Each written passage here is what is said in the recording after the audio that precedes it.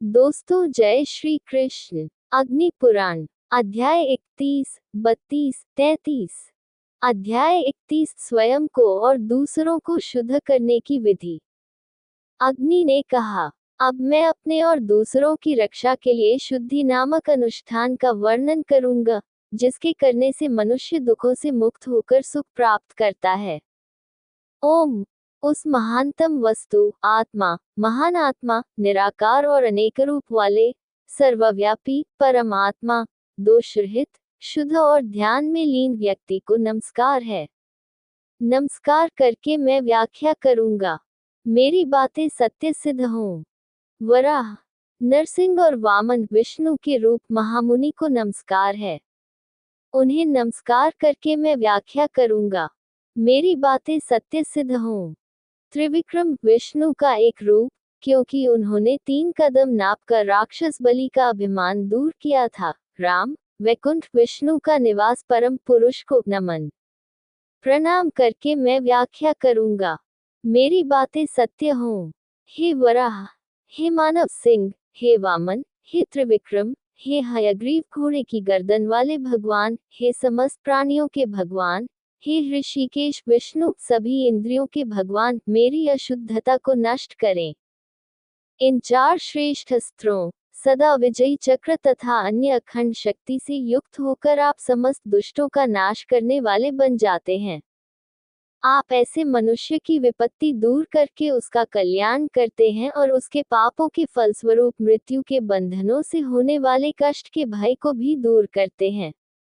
आप दूसरों द्वारा बुराई करने, रोग और जरावस्था उत्पन्न करने के लिए स्थापित किए गए जादुई मंत्रों को ध्यान द्वारा नष्ट कर देते हैं। ओम तलवारधारी वासुदेव कृष्ण को नमस्कार है। कमल नेत्र वाले केशव तथा प्रथम चक्रधारी को नमस्कार है।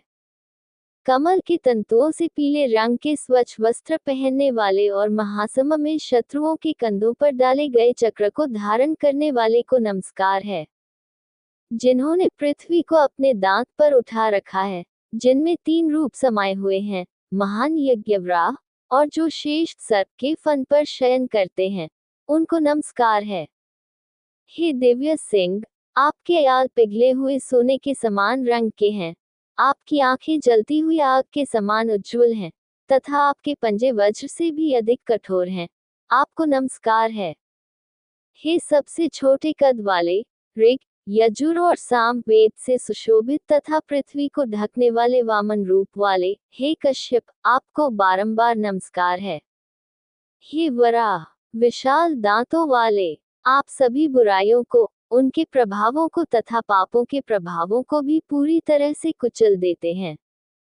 हे नरसिंह, आपके मुख में भयंकरता है और आपके दांतों में अग्नि है। आप संकटों के नाश करने वाले हैं। आप अपनी पुकार से सभी बुराइयों को नष्ट कर देते हैं। वामन रूप धारण करने वाले जनार्दन विष्णु ऋग, यजुर और साम वेद से युक्त वचनों द्वारा इस पुरुष के सारे शोक दूर करें। हे गोविंद, आप इस व्यक्ति के कष्टों को शीघ्र ही नष्ट कर दें। प्रतिदिन होने वाले ज्वर, तृतीय, चतुर्थ तथा भयंकर सातादि ज्वर, विकार से उत्पन्न ज्वर, सनिपात ज्वर, तीनों द्रव्यों के विकार से उत्पन्न ज्वर तथा आकस्मिक ज्वर को नष्ट करें। नेत्रों के रोग, सिर के रोग, पेट के रोग, श्वास लेने में कठिनाई, अधिक श्वास, शरीर में जलन के साथ कंपन, गुदा, नाक, पैर के रोग, कोढ़ तथा क्षय रोग, पीलिया तथा अत्यंत भयंकर मूत्र रोग, भगंदर, सब प्रकार के पेचिश, मुख, वक्ष के रोग, मूत्राशय में पथरी, वायु, पित्त कफ आदि भयंकर रोग, सन्निपात, अकस्मात लगने वाले रोग, मकड़ी के विष तथा फोड़े आदि। भगवान विष्णु के नाम के उच्चारण से ये सब नष्ट हो जाएं। हरि के चक्र से पीड़ित होकर ये सब व्याधियां पूरी तरह से नष्ट हो जाएं। मैं सत्य कहता हूँ। अच्युत, अनंत, गोविंद, ये सभी भगवान विष्णु के पर्यायवाची हैं। इन नामों के उच्चारण से भयभीत होकर सभी रोग नष्ट हो जाते हैं। भगवान जनार्दन अपने नाम का जप करते हुए सभी सजीव तथा अचेतन वस्तुओं के विषयों को नष्ट करें। साथ ही कृत्रिम रूप से निर्मित दांतों, नाखूनों, आकाश से उत्पन्न होने वाले विषयों को भी नष्ट करें। साथ ही मकड़ी आदि कीटों से उत्पन्न विषयों को भी नष्ट करें। भगवान विष्णु कृष्ण का बाल्यकाल उन दुष्ट शक्तियों का नाश करे जो माताओं और बच्चों को पीड़ित करती हैं, जैसे ग्रह, बुरी आत्माएं, महिला भूत, पिशाच, भूत, गंधर्व, यक्ष, राक्षस, शकुनी, पूतना आदि बाधा देने वाली शक्तियां, मुखमंडी, रेवती और भयानक वृद्ध रेवती जैसी स्त्री शक्तियां और वृद्ध का नामक भयंकर शक्तियां। ये बुरी शक्तियां जो बुढ़ापे, बच्चों और युवाओं को कष्ट देती हैं, वे मंगल सिंह की दृष्टि से भस्म हो जाएं। महाबलशाली नरसिंह का भयानक मुख विश्व के कल्याण के लिए इन दुष्ट शक्तियों का समूल नाश करे। हे नरसिंह, हे महासिंह, ज्वालाओं की माला धारण करने वाले, अग्नि में मुख वाले, अग्नि में नेत्रों वाले, सबके स्वामी, बुरी शक्तियों को पुनर्तः भस्म कर दो। हे समस्त प्राणियों के स्वामी, परमेश्वर जनार्दन, आप वासुदेव का कोई भी रूप धारण करके तथा अग्नि की माला के समान भयंकर सुदर्शन चक्र को धारण करके रोग, महाभूत, विष, महापाप, भयंकर प्राणी, क्रूर ग्रहों के कष्ट, शस्त्रों की चोट तथा ज्वालागर्भक आदि को नष्ट करें। हे देवों में श्रेष्ठ, आप महापापों को नष्ट करें। हे सुदर्शन, आप प्रचंड अग्नि और महान शब्द से सभी बुराइयों को नष्ट कर देते हैं। हे विभीषण, सभी दुष्ट राक्षसों का नाश हो। समस्त प्राणियों की आत्मा, भयंकर गर्जना वाले पुरुष सिंह देवता पूर्व, पश्चिम, दक्षिण तथा उत्तर दिशा में मेरी रक्षा करें। अनेक रूप वाले भगवान जनार्दन स्वर्ग में, पृथ्वी पर, आकाश में, मेरे पीछे, बगल में तथा मेरे आगे मेरी रक्षा करें। जैसे भगवान विष्णु समस्त ब्रह्मांड की रक्षा करते हैं, जिसमें देवता, दानव तथा मनुष्य सम्मिलित हैं, उसी प्रकार इस व्यक्ति के सभी पाप उस सत्य के द्वारा नष्ट हो जाएं। जैसे भगवान विष्णु के स्मरण से पाप तुरंत नष्ट हो जाते हैं, उसी प्रकार उस सत्य से इस व्यक्ति के सारे पाप नष्ट हो जाएं। जिस प्रकार वेदांत में भगवान विष्णु की स्तुति की गई है, दार्शनिक अन्वेषण को इसलिए कहा जाता है क्योंकि यह वेदों का अंतिम भाग है, उस सत्य से इस व्यक्ति के सभी पाप नष्ट हो जाएं। जैसे यज्ञों के स्वामी भगवान विष्णु देवताओं में अत्यंत महिमावान हैं, उसी प्रकार मेरे द्वारा कही गई सभी बातें भी उसी सत्य के द्वारा अत्यंत महिमावान हो। शांति हो, अच्छाई हो। वासुदेव के शरीर से उत्पन्न कुछ घास द्वारा मेरे द्वारा उत्तेजित किए जाने से इस मनुष्य का पाप नष्ट हो जाए। नर नारायण गोविंदा मुझे शुद्ध करें। इसी प्रकार हरि के कीर्तन नामों से सभी दुखों का नाश हो। ये वह अस्त्र है जो शुद्ध करता है और सभी रोगों को दूर करता है। मैं हरि हूँ, कुछ घास विष्णु है, तुम्हारे रोगों का नाश मैंने ही किया है। अध्याय 32 शुद्धिकरण संस्कारों के बारे में वर्णन। अग्नि ने कहा, बुद्धिमान पुरुष को मोक्ष प्राप्ति के लिए 48 पवित्रीकरणों का अनुष्ठान करना चाहिए। तुम उन्हें सुनो, जिससे मनुष्य स्वर्गलोक को प्राप्त हो सकता है। गर्भाधान होते ही गर्भाधान संस्कार, फिर पुंसवन संस्कार, सीमंटोन्नन, जातकर्म और नामकरण संस्कार करना होता है। नवजात शिशु को भोजन कराना, फिर मुंडन, ब्रह्मचर्य, वेदों का अध्ययन करते समय एक लड़के द्वारा किया जाने वाला ब्रह्मचर्य का जीवन का पालन करना। 4 संस्कार करने होते हैं, वैष्णवी, पार्थी, भौतिकी और श्रुति और गायों का दान करना। वैदिक अध्ययन पूरा करने के बाद गृहस्थ जीवन में प्रवेश करना। पाक यज्ञ के 7 प्रकार हैं, अष्टक, पार्वण, श्रद्ध, श्रावणी, अग्रायणी, चैत्री और अश्वयुजी। हविर यज्ञ 7 हैं, आप उन्हें सुने। वे हैं अग्नि अधान, अग्निहोत्र, दर्शन पूर्णमास, चातुर्मास्य, पशुबंध और सौत्रामणि। तुम 7 प्रकार के सोम संस्थाओं को सुनो। अग्निष्टोम, उत्तम यज्ञ, अत्याग्निष्टोम, उक्त, षोडशी, वाजपेय, अतिरात्र और अप्तोर्याम। ये 1000 प्रकार के हैं। वे हैं हिरण्यांग्री, हिरण्याक्ष, हिरण्यमित्र, हिरण्यपाणी, हेमाक्ष, हेमांग, हेमसूत्रक, हिरण्यास्य, हिरण्याङ्ग, हेमजिह्वा तथा हिरण्यवत। इनमें से अश्वमेध श्रेष्ठ है। अब तुम 8 गुणों को सुनो। वे हैं सभी प्राणियों के प्रति दया, सहनशीलता, ईमानदारी, पवित्रता, सहजता, सभी के कल्याण की कामना, उदारता और लोभ से मुक्ति। मूल रहस्यपूर्ण अक्षर से 100 आहुतियां अर्पित की जानी चाहिए। सौर शक्ति, महिला देवता और विष्णु से संबंधित दीक्षा समारोह में भी यही प्रक्रिया अपनाई जानी चाहिए। इन शुद्धिकरणों से शुद्ध होकर मनुष्य भोग और मोक्ष बंधन से मुक्ति प्राप्त करता है। ऐसा मनुष्य रोगों से मुक्त होकर देवता के समान रहता है। भगवान के नामों के उच्चारण से, हवन से तथा देवता की पूजा और ध्यान से मनुष्य अपनी इच्छित कामनाओं को प्राप्त करता है। अध्याय 33 जनेऊ धारण करने की विधि। देवता को जनेऊ पहनाने और देवता की स्थापना की विधि। अग्नि ने कहा, मैं 1 वर्ष तक हरि की स्थापना तथा पूजा के लाभ का वर्णन करूंगा। आषाढ़ मास के प्रारंभ तथा कार्तिक मास के अंत में प्रथम दिन धन की प्राप्ति होती है। श्री गौरी, गणेश, सरस्वती, गुहा, शिव पुत्र मार्तंड, सूर्य, दिव्य माताएं, दुर्गा, शिव और ब्रह्मा की स्थापना पर्व के दूसरे दिन से क्रमशः पूजा की जाती है। जो जिस देवता की पूजा करता है, उस देवता का चंद्र दिवस उसके लिए पवित्र होता है। स्थापना की विधि एक ही है सभी देवताओं के लिए, केवल पवित्र शब्द भिन्न हैं। ब्राह्मणी द्वारा काता गया सोना, चांदी, तांबा, रेशम या कपास आदि का धागा या इनके अभाव में शुद्ध किया हुआ धागा 9 तहों में बांधा जाता है। उसी से अभिषेक किया जाता है। यदि यह 108 अंगुल या उससे आधे से अधिक लंबा हो तो उत्तम है। हे प्रभु, आपने इस अनुष्ठान के वियोग को दूर करने के लिए जो कुछ भी निर्धारित किया है, हे प्रभु, मैं वही कर रहा हूँ। पवित्र अनुष्ठान में यहाँ कोई बाधा न आए। हे अविनाशी सफलता के स्वामी, मुझे ये प्रदान करें। इस प्रकार प्रार्थना करके पहले गायत्री के द्वारा इसे गोलाकार वेदी पर बांधना चाहिए। ओम नारायणाय विद्महे वासुदेवाय धीमहि तन्नो विष्णु प्रचोदयात्। 1008 काष्ठ पुष्पों की माला भगवान के चरणों तक तथा पवित्र धागा उनके अनुरूप मूर्ति के घुटनों, जांघों तथा नाभि तक पवित्र किया जाता है। माला 32 अंगुल लंबी होनी चाहिए। 1 अंगुल चौड़ाई के गोलाकार कमल में फल, तंतु, पत्ती, प्रथम मूल अक्षर और वृत्त की बाहरी परिधि को प्रतिष्ठित किया जाता है।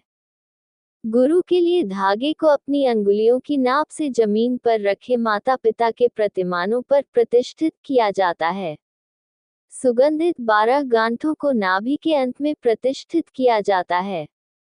फिर पहले 108 फूलों की 2 मालाएं तैयार की जाती हैं। हे द्विज, अन्यथा पुत्री की इच्छा रखने वालों को अपनी अनामिका और मध्यमा अंगुली से सूर्य को 24 या 36 मालाएं समर्पित करनी चाहिए। सूर्य और अग्नि के कलश के लिए पवित्र धागे में 12 गांठें हो सकती हैं, जैसा कि विष्णु के मामले में है।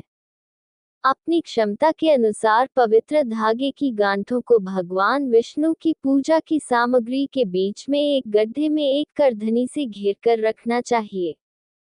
स्नान करके संध्या वंदन करने वाले को चाहिए कि वह 17 धागों को 3 भागों में बांटकर रोचन पीला रंग अगलोचूं, कपूर, हल्दी, केसर या चंदन से रंगे।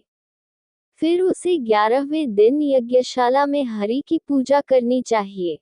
वेदी पर सभी अधीनस्थ देवताओं को भोग लगाना चाहिए। द्वार के अंत में रक्षक देवता को क्षों और फिर माला पर श्री की पूजा करनी चाहिए। धाता विधाता ब्रह्मा के नाम गंगा, यमुना नदियां की पूजा की जाती है तथा मध्य में स्थित 2 निधियों शंख और पद्म की पूजा करके वास्तु को हटा दिया जाता है। शौंग विष्णु का धनुष की पूजा की जाती है। फिर शेष बचे हुए तत्वों के लिए शुद्धिकरण अनुष्ठान करना होता है। ओम ह्रू हम फट ह्रू मैं गंध के सूक्ष्म सिद्धांत को अवशोषित करता हूँ। नमस्कार। ओम ह्रूं हम फट ह्रूं। मैं स्वाद के सूक्ष्म सिद्धांत को अवशोषित करता हूँ। नमस्कार। ओम ह्रूं हम फट ह्रूं। मैं स्पर्श के सूक्ष्म सिद्धांत को अवशोषित करता हूँ। नमस्कार। ओम ह्रूं हम फट ह्रूं। मैं ध्वनि के सूक्ष्म सिद्धांत को अवशोषित करता हूँ। नमस्कार। 5 मंत्रों के द्वारा, जैसा कि ऊपर कहा गया है, सूक्ष्म गंध तत्वरूपी तथा पैरों के बीच वज्र धारण करने वाले इंद्र द्वारा शासित पीले रंग की कठोर पृथ्वी का ध्यान करना चाहिए। तत्पश्चात साधक को स्वाद तत्व का शुद्ध सूक्ष्म तत्व फैलाना चाहिए तथा इस प्रकार स्वाद और रंग के सूक्ष्म तत्वों को अपने अंदर समाहित करना चाहिए। ओम ह्री ह फट ह्रूं। मैं स्वाद के सूक्ष्म सिद्धांत को अवशोषित करता हूँ। नमस्कार। ओम ह्री ह फट ह्रूं। मैं रंग के सूक्ष्म सिद्धांत को अवशोषित करता हूँ। नमस्कार। ओम ह्री ह फट ह्रूं। मैं स्पर्श के सूक्ष्म सिद्धांत को अवशोषित करता हूँ। नमस्कार। ओम ह्री ह फट ह्रूं। मैं ध्वनि के सूक्ष्म सिद्धांत को अवशोषित करता हूँ। नमस्कार। दोनों जांघों के बीच स्थित भगवान वरुण का ध्यान करना चाहिए, जो एक सफेद रंग का अर्धचंद्राकार कमल का घड़ा पकड़े हुए हैं। उपर्युक्त 4 मंत्रों से स्वाद के शुद्ध सूक्ष्म तत्व को रंग के सूक्ष्म तत्व में लीन करना होता है। रंग का सूक्ष्म तत्व लीन हो जाता है। ओम ह्रूं हम फट ह्रूं। मैं रंग के सूक्ष्म सिद्धांत को अवशोषित करता हूँ। नमस्कार। ओम ह्रूं हम फट ह्रूं।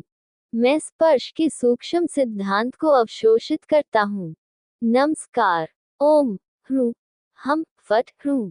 मैं ध्वनि के सूक्ष्म सिद्धांत को अवशोषित करता हूँ। नमस्कार। नाभि और कंठ के बीच में व्याप्त लाल त्रिकोणाकार अग्नि स्तंभ, स्वस्तिक चिन्ह वाले उस अधिष्ठाता देवता का ध्यान करके वह शुद्ध शब्द तत्व इन 3 मंत्रों द्वारा स्पर्श तत्व में लीन हो जाता है। ओम ह्री ह फट ह्रूं। मैं स्पर्श के सूक्ष्म सिद्धांत को अवशोषित करता हूँ। नमस्कार।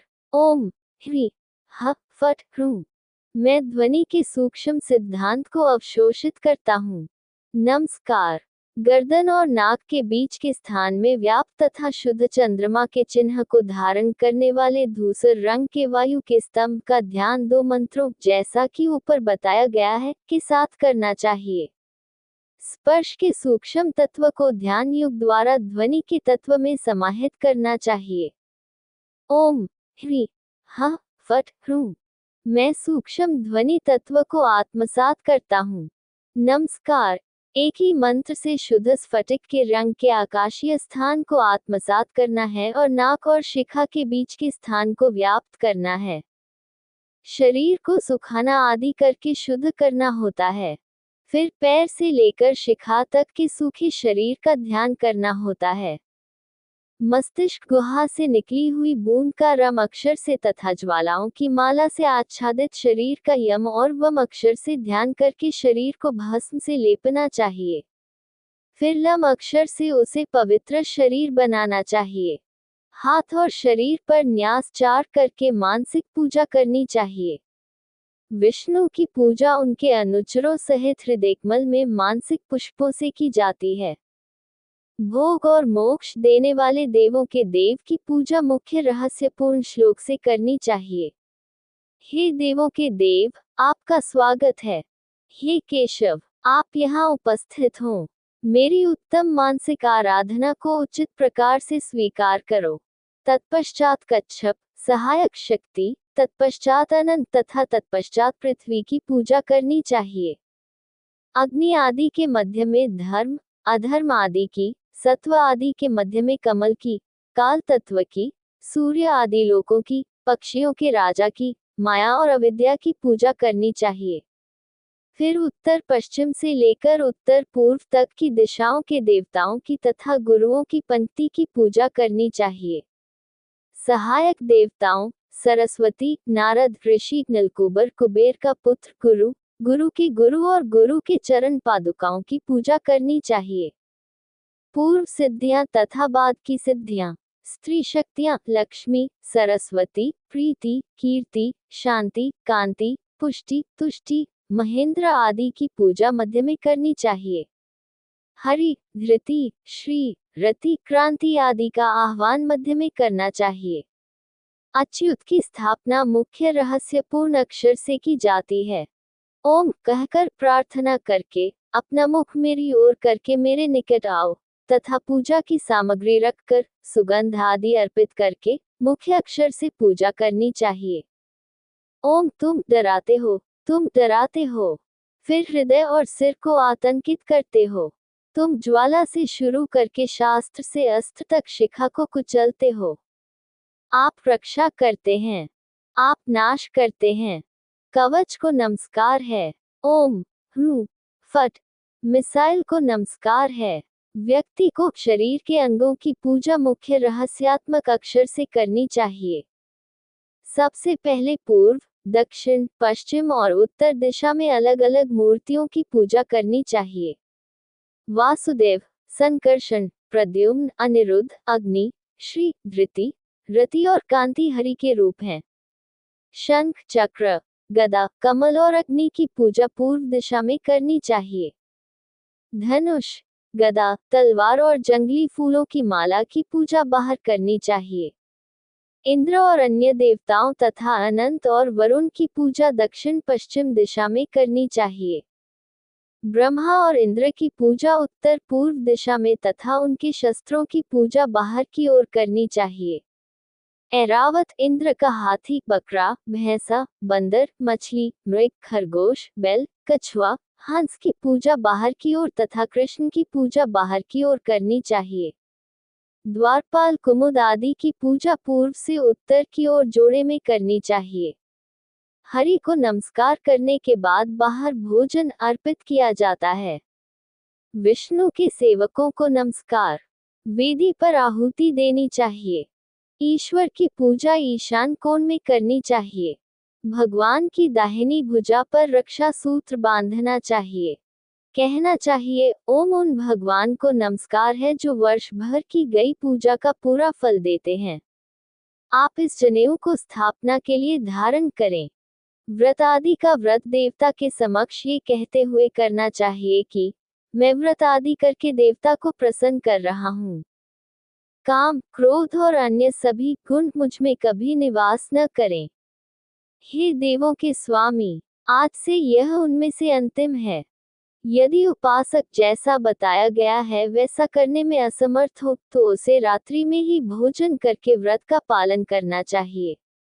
हविष्यदान करने के पश्चात स्तुति करके विसर्जन करना चाहिए। ये नित्य पूजन की विधि है जिससे धन की प्राप्ति होती है। ओम ह्री श्रीं तीनों लोकों को मोहित करने वाले श्रीधर को नमस्कार है। अगली वीडियो देखने के लिए आप चैनल सब्सक्राइब जरूर करें और लाइक करें और कमेंट करें। जय श्री राधा कृष्ण।